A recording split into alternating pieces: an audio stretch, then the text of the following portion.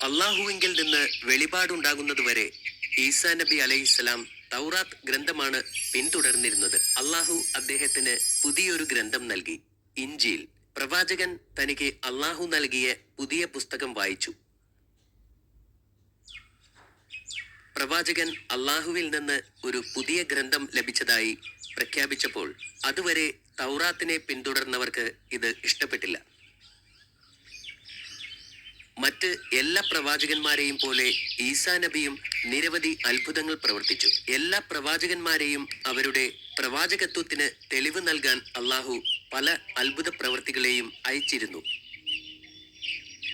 ഇതിന് ആളുകൾ അവരെപ്പറ്റി അറിയുകയും അവരുടെ പ്രവാചകത്വത്തിൽ വിശ്വസിക്കുകയും ചെയ്തിരുന്നു. പ്രവാചകൻ ഈസാ നബി അലൈഹിസ്സലാം ചെയ്ത അത്ഭുതങ്ങളിൽ പലതും രോഗം ഭേദമാക്കുകയായിരുന്നു.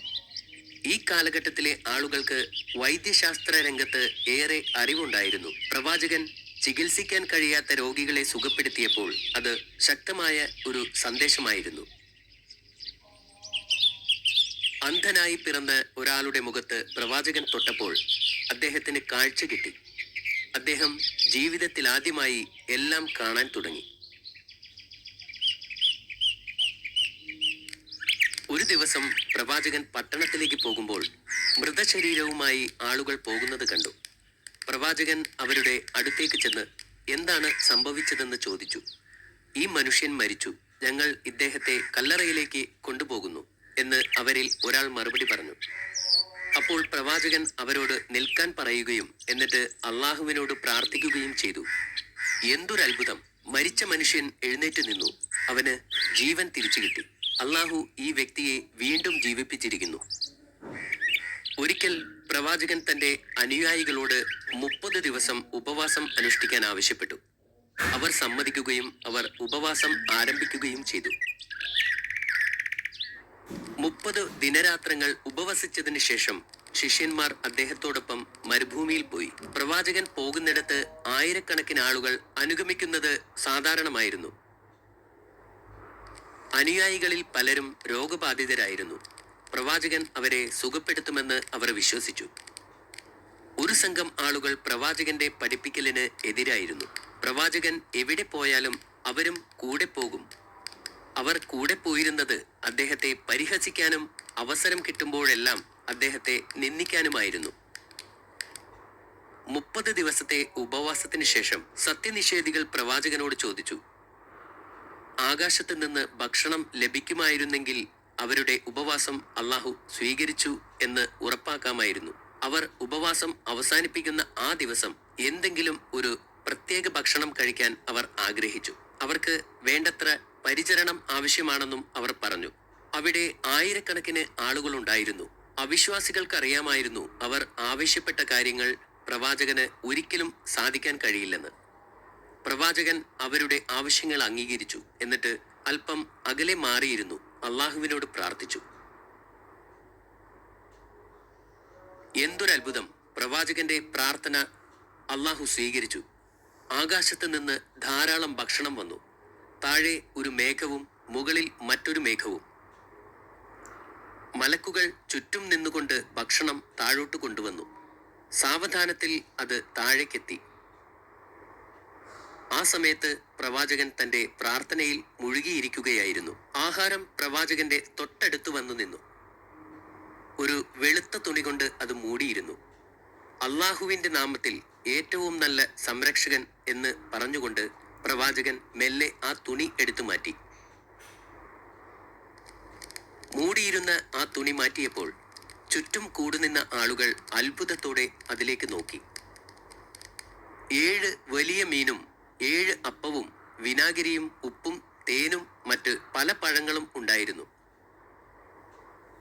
അതിന് കൊതിപ്പിക്കുന്ന ഒരു സുഗന്ധമുണ്ടായിരുന്നു. അവർ ഇതിനു മുമ്പ് ഇതുപോലെ ഒരു സുഗന്ധം അനുഭവിച്ചിട്ടില്ലായിരുന്നു. ഈസാ നബി അവിശ്വാസികളോട് അതിൽ നിന്നും കഴിക്കാൻ പറഞ്ഞു. താങ്കൾ അതിൽ നിന്നും എടുത്ത് കഴിക്കുന്നത് കണ്ടതിനു ശേഷം മാത്രമേ ഞങ്ങൾ കഴിക്കുകയുള്ളൂ എന്ന് അവർ പ്രവാചകനോട് പറഞ്ഞു. ഇത് ആവശ്യപ്പെട്ടത് നിങ്ങളാണ്, അതുകൊണ്ട് ആദ്യം നിങ്ങൾ കഴിക്കണം, പ്രവാചകൻ അവരോട് ആവശ്യപ്പെട്ടു. പക്ഷേ സത്യനിഷേധികൾ അത് നിരസിച്ചു.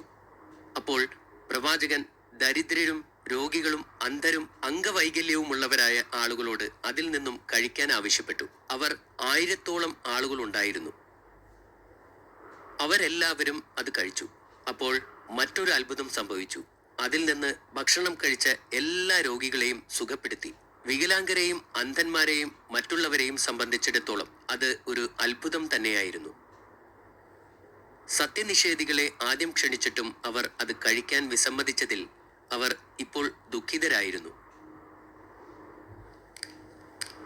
ഈ വാർത്ത അതിവേഗം പരന്നു. ആ വാർത്ത നഗരത്തിലുമെത്തി. ആയിരക്കണക്കിന് ആളുകൾ ഈ ദിവ്യസദ്യയ്ക്ക് സാക്ഷ്യം വഹിക്കാൻ അങ്ങോട്ട് യാത്രയായി. വിരുന്നിൽ പങ്കെടുക്കാൻ ആഗ്രഹിക്കുന്നവരുടെ എണ്ണം ഇപ്പോൾ വളരെ കൂടുതലായിരുന്നു. പ്രവാചകൻ എല്ലാവരോടും ഭക്ഷണം കഴിക്കാൻ പറഞ്ഞു. ദിവസങ്ങൾ കഴിഞ്ഞു. ആദ്യം മുതൽ അവസാനം വരെയുള്ള ഓരോ വ്യക്തിയും വയറു നിറയെ ഭക്ഷണം കഴിച്ചു. ഓരോ ദിവസവും 7000-ഓളം ആളുകൾ ഭക്ഷിച്ചതായി പറയപ്പെടുന്നു. 40 ദിവസത്തിന് ശേഷം ദരിദ്രർക്ക് മാത്രം ഭക്ഷണം നൽകിയാൽ മതിയെന്നും ധനികർക്ക് നൽകേണ്ടതില്ലെന്നും അള്ളാഹു പ്രവാചകനോട് ആവശ്യപ്പെട്ടു. പ്രവാചകൻ ജനങ്ങളോട് സത്യസന്ധരായിരിക്കണമെന്ന് മുന്നറിയിപ്പ് നൽകുകയും ധനികരായ ആളുകൾ വിരുന്നുകളിൽ നിന്ന് അകന്നു നിൽക്കണമെന്നും ആവശ്യപ്പെടുകയും ചെയ്തു.